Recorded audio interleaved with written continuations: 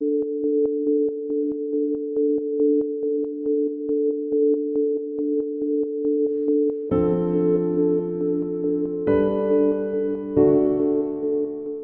16 février 2025, la police d'État du Maryland vient d'interpeller une ressuscitée. Son nom est Ziz LaSota, femme trans, dont le nom initial est Jack Amadeus LaSota.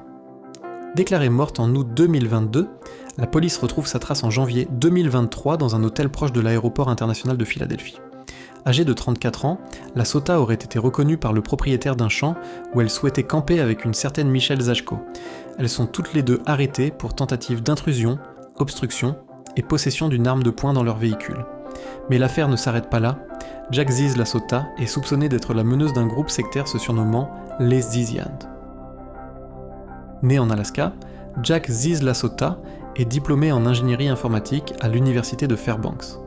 Stagiaire à la NASA et chez Oracle, elle s'installe en Californie en 2016 avant sa transition. Selon un article du SF Gate, ses tentatives pour percer à la Silicon Valley se sont soldées par des échecs. Après sa transition de genre, LaSota intègre des mouvements rationalistes avec lesquels elle va entrer en conflit. Active sur les forums entre 2016 et 2019, elle entre en contact avec d'autres jeunes gens, informaticiens prometteurs, dont certains ont travaillé pour Google. Les échanges se durcissent au fur et à mesure autour du véganisme, de la transidentité et de l'IA. Le groupe se constitue et s'installe en communauté à bord d'un vieux remorqueur baptisé le Caleb à Half Moon Bay, dans la baie de San Francisco. En février 2025, les médias SF Gate et The Guardian les décrivent comme un groupe pseudo-intellectuel radicalisé. Une grande partie de ce que l'on sait de la philosophie des Zizians est glanée à partir de publications en ligne dans lesquelles LaSota se demandait ce qui arriverait à la société si elle était dépouillée de sa moralité par des gens maléfiques se regroupant pour tuer les bonnes personnes ou si les objectifs du groupe nécessitaient finalement la sociopathie. Adepte d'une étrange théorie apocalyptique nommée le Rocco-Basilisque, il croit en l'émergence d'une IA surpuissante, souhaitant le meilleur pour l'humanité, mais impitoyable pour ceux qui n'auraient pas participé à son avènement.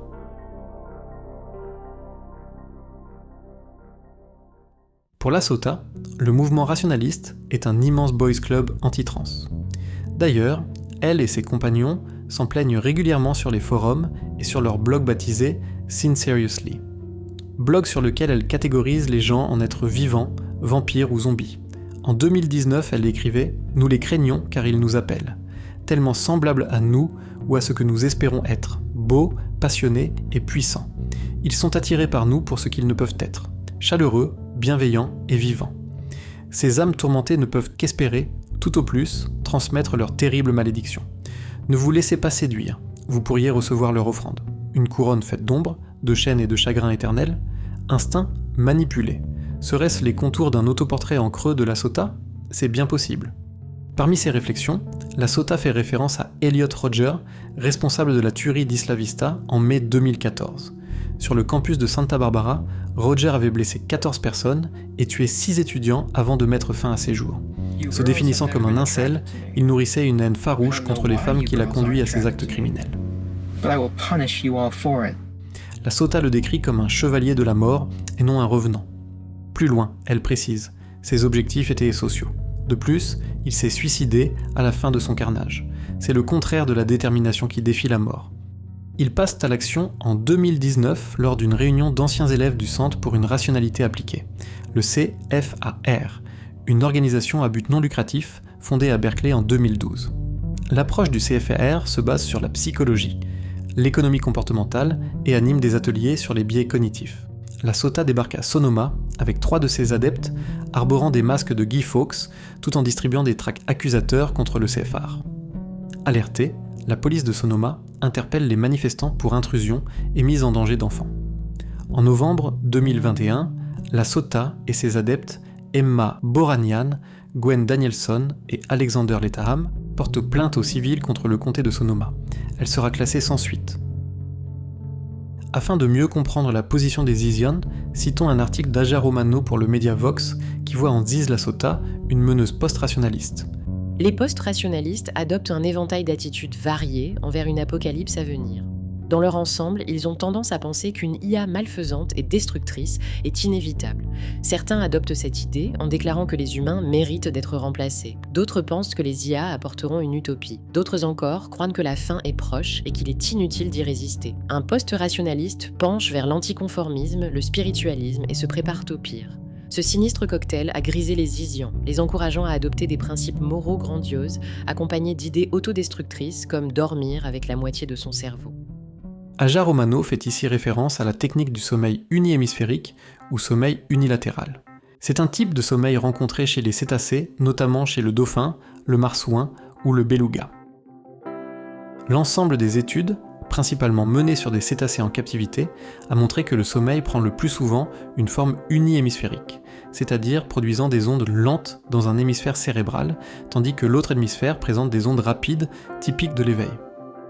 Les périodes de sommeil alternent alors entre les deux hémisphères, mais ceux-ci bénéficient d'une somme égale de sommeil. Cela leur permettrait de maintenir la nage, la respiration, en remontant régulièrement à la surface, et la vigilance face aux prédateurs. En revanche, pour les êtres humains, ça peut se traduire par de la privation de sommeil. Une technique bien connue dans les manipulations sectaires. D'ailleurs, Ziz Lasota et son adepte Gwen Danielson en auraient développé la technique.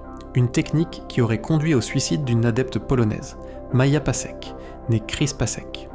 Mais l'origine de l'accusation vient d'un blog anonyme se basant sur une note prêtée à Maja Pasek avant son suicide intitulé « Théorie de la décision et suicide ». Sur son blog Sinceriously, Lasota laisse cette note énigmatique sur Maja Pasek. L'hémisphère droit de Pasek était suicidaire à cause de la souffrance d'être trans, amplifiée par celle d'être une femme célibataire dans une tête bigenre, amplifiée par l'attitude malsaine de son hémisphère gauche qui avait triomphé dans la culture que nous avions engendrée. C'est désolant de lire la prétendue note de suicide de Maja Pasek et de la voir utiliser le cadre de la théorie de la décision rationaliste pour poser sa propre existence comme une question de simple logique ou de non-logique. Malheureusement, cette récupération sinistre n'est que l'un des signes de la descente aux enfers morbides des Isians.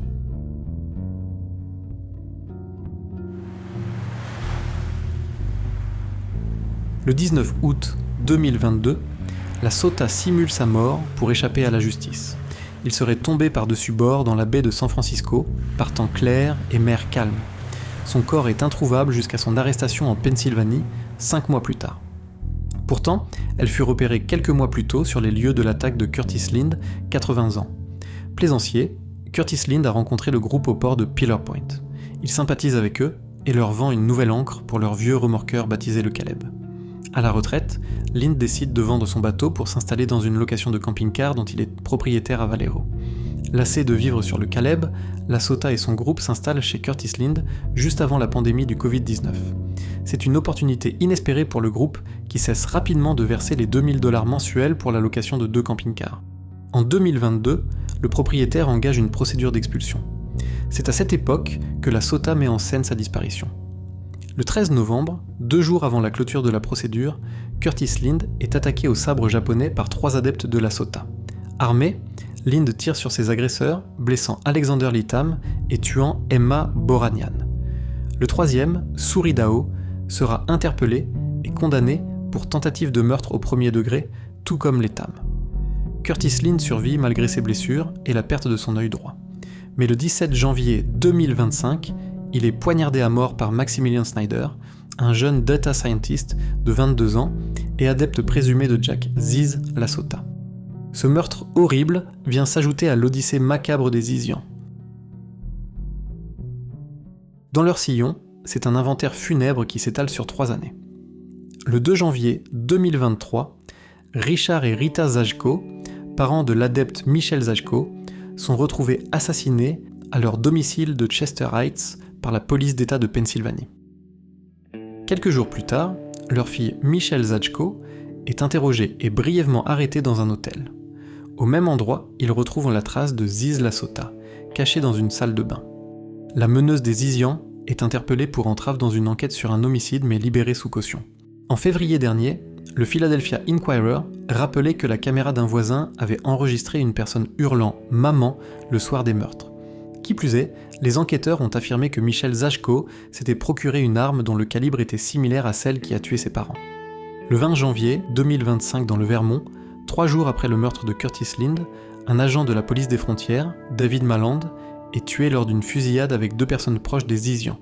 Leur nom, Ophelia Bockholt, 26 ans, née Félix Bockholt, et Teresa Jungblut, étudiante en informatique de 21 ans. Lors de la fusillade, Bockholt perd la vie et Jungblut est blessée. Le 5 novembre 2024, Teresa Jungblut avait déposé une demande de contrat de mariage avec Maximilian Snyder, le meurtrier de Curtis Lind. Jungblut suivait l'idéologie Vegan Sith, faisant référence au Sith de l'univers Star Wars, un élément de langage utilisé par Ziz Lasota sur son blog. Mais selon SF-Gate, ce qui a attiré Jungblut et Bockholt dans le Vermont reste un mystère, tout comme le lien de Jungblut avec Lasota et sa relation actuelle avec Snyder. Cette odyssée infernale prend fin avec l'arrestation de Lasota dans le Maryland.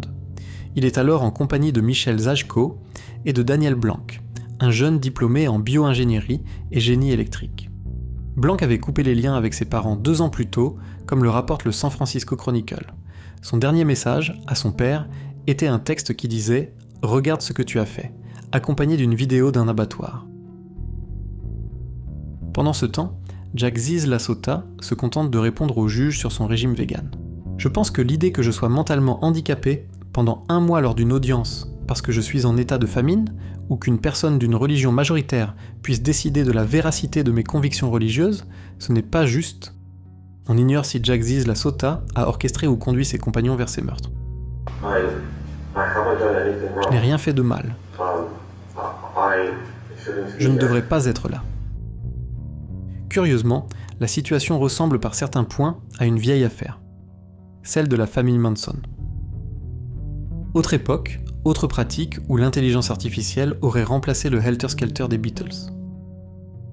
Ainsi, la question de la responsabilité d'un leader manipulateur reste ouverte, tout comme l'importance de l'impact et des conséquences délétères de l'état de suggestion.